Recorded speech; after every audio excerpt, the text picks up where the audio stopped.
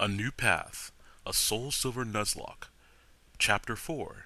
What Every Trainer Needs. Well, that was fast. How'd it go? Charlie asked as I came out of Dark Cave. She had decided to stay behind so I could focus on training my Spearow. Janice, who was currently perched on my shoulder, ruffled her feathers in a huff. Not too well, she answered. There was a bunch of rock types in there, so I couldn't do much damage. It would have been much smarter to stick to fighting Weedle. Gee, sorry if I was maybe tired of watching you eat worms, I said. Janice was about to retort, but Charlie cut in, annoyed with our bickering. Did you at least manage to catch the first encounter? Well, yeah, but don't get your hopes up about that. I sighed, releasing the new catch from its Pokeball. I got a rock. Yo! Greeted the small rock creature, holding up 2 fingers to make the peace sign. Oh, a Geodude, Charlie said, looking pleased. Don't be so disappointed, Tamoria. The first gym uses flying types, so this guy will be pretty useful. Oh, really? Good. Then I guess he will rock the place? The Pokemon let out a collective groan. So, how about a name for you? Let's see, what's a good name for a rock? Hey, I used to have a pet rock named Oglethorpe. What do you think about that name? A look of pure horror came over all the Pokemon, so I decided to try again. Okay. How about Jeff? Now that I like, said the Geodude, looking relieved. I returned Charlie and Janice to their Pokeballs and headed off with Jeff following me. I quickly learned that he had no trouble taking hits. He showed no signs of pain when a Rattata or a bird Pokemon attacked him with all their might, and he easily took them all down. I realized I might have misjudged this guy. The only thing he couldn't handle was the occasional Bellsprout, but both Charlie and Janice were glad to switch out and take care of any that we ran into along the way. By the time we reached the next town, everyone was pretty worn out, but at least not hurt too badly. I took them to be healed at the Pokemon Center, and then left to check out the place. Violet City was a pretty somber-looking place. Everything was painted to be pretty dull and depressing. With Charlie following, I headed to the building that stood out the most, a large, dome-shaped one with bright-colored roofs tiles. I had still the money that from beating that red-haired dude burning a hole in my pocket, so I was hoping this might be a place to shop. Unfortunately, the sign outside said that it was a Pokemon gym. So this is the gym, Charlie said, smirking. I don't think we'll have any trouble with this one. I've heard the leader is a real pushover. Just then, the doors of the gym opened, and I hoped it wasn't the gym leader who might have overheard Charlie's big mouth. Out of the gym came a guy about my age, dressed rather oddly. He wasn't wearing formal attire, with black pants and dress shoes, a light blue vest, and a matching tie over a white long-sleeved dress shirt, and to finish all off, a tall black top hat with a blue band to match his vest. His light brown hair fell neatly to his shoulders. I was too surprised by his odd appearance to move out of the way as he hurried out of the gym, and he only managed just in time to stop to avoid knocking into me. Hey, watch yourself there. It's not smart to stand right in front of the doors like that, he said, but without any harshness like I might have expected. If he noticed that I was staring at him like he was crazy, he didn't show any sign of it. Oh, you have some Pokemon with you. Then you must be planning on taking on this gym, right? Yeah, I said as I recovered from the initial shock. I mean, I only just started with all this Pokemon stuff, but how hard could it be? You're new to this, huh? Yeah, I kinda thought you might be. I normally would have been pretty offended, but I got the feeling he was trying to be nice. Well, if you want my advice, you should catch a Mareep and train it a little first. There are some living right by here on Route 32 to the south. This is a flying type gym, so an electric type would really help you out. Now, rock types, like my Onyx, Oglethorpe, also work pretty well, but I think you would be cute with a Mareep. Wait, you named your Pokemon Oglethorpe? He looked pretty embarrassed. Oops, I didn't mean to mention his name. It kinda just slipped out. I have a weird choice in names. Oh no, that's not what I meant. I think it's an adorable name, I said, turning a little red. I used to have a pet rock named Oglethorpe, and now I sounded like an idiot, talking about pet rocks. Wanting to change the subject, I said, speaking of names, I'm Tamoria. And you? He had a big grin on his face now. Pet rock? That's cute. I turned redder. Nice to meet you, Tamoria. I'm Blake. Listen, I'm in a bit of a rush, but I'll give you one more piece of advice before I go. You're going to have trouble getting people to take you seriously as a trainer if you don't dress the part. And I found that how much you appear to be a good trainer is directly proportional to how uniquely you dress. Well, that was the most ridiculous thing I had ever heard, but it did explain his outfit. So here, let me give you a parting gift. I just joined an organization with uniforms, so I won't be needing it anymore. With that, he removed his top hat and plopped it on my head. There, a crazy hat, just what every trainer needs. Well, I'll be seeing you around. He strolled off towards the West Town exit, leaving me with his weird top hat. Charlie examined me and nodded. He's right. You look much more like a trainer now. Heck, if you had come into Elm's lab with that, I bet even Ned would have wanted to go with you. She saw that I was skeptical and rolled her eyes. Just try it out for a bit, alright? Man, the way you were blushing with that Blake guy. I would think you would love to wear something of his. Now let's just go see if we can catch him a reap like he said. She took off running for Route 32 and I ran after her yelling, Shut up, Charlie, I was not blushing. Alright, Tammy. See that? Lucky us. That's a Mareep. Looks like we had some good fortune with our first encounter.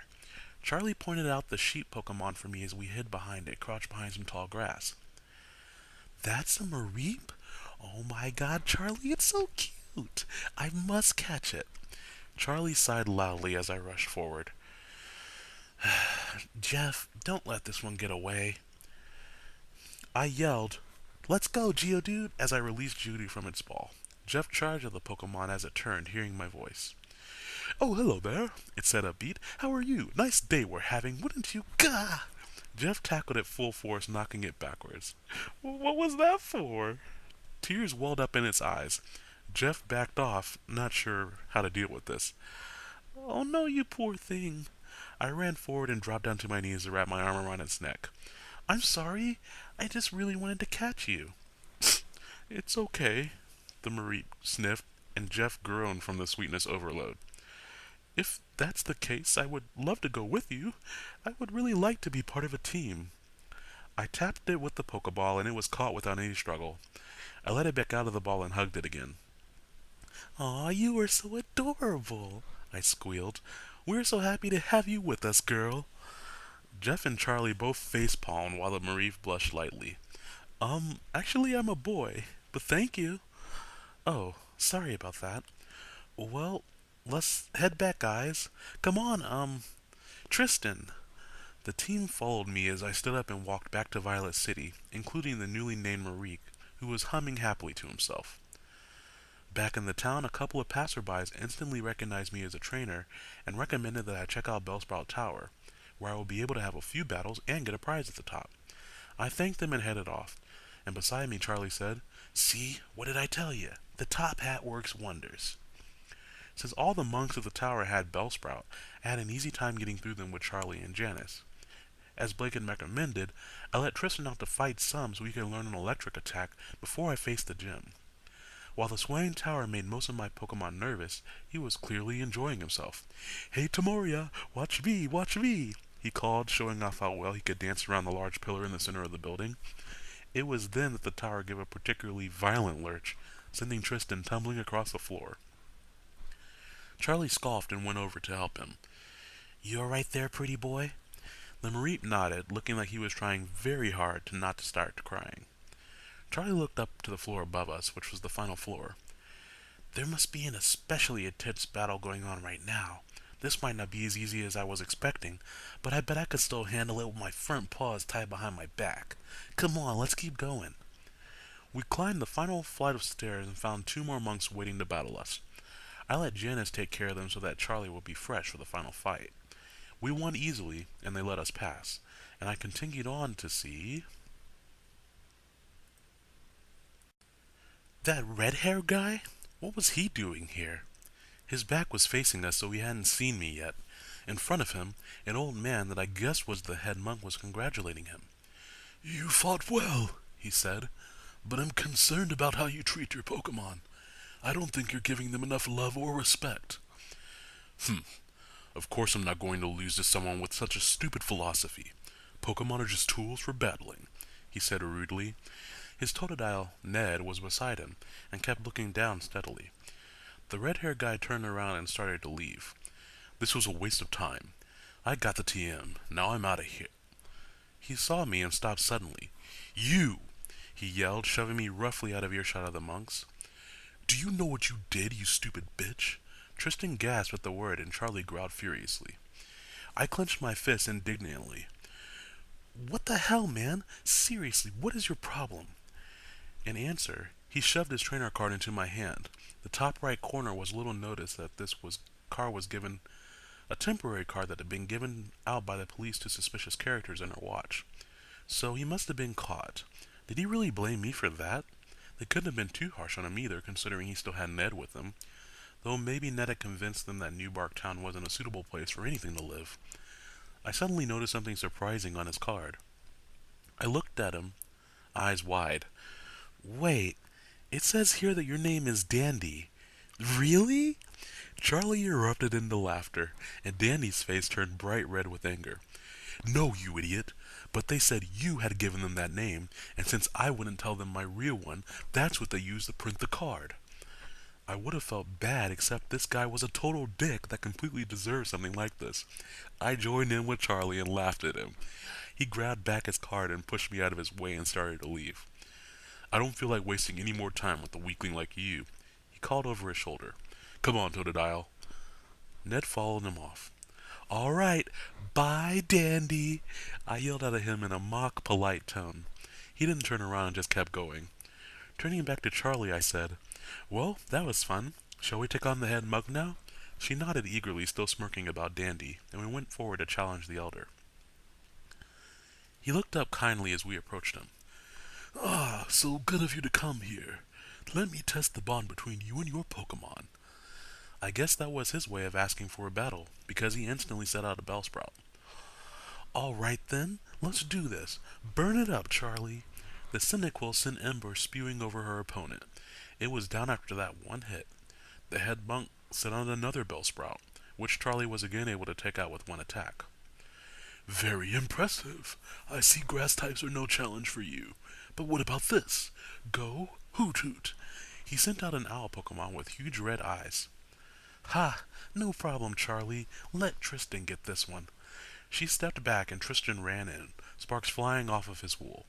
The Hoot Hoot swooped at him, but as it got close, he zapped it with a newly learned Thunder Shock and it fell to the ground, out for the count. Too easy.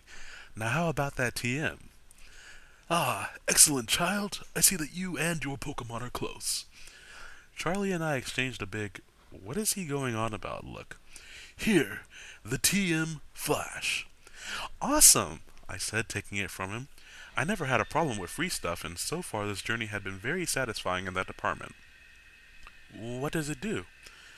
It teaches a single Pokemon Flash, which lets it lighten up dark places.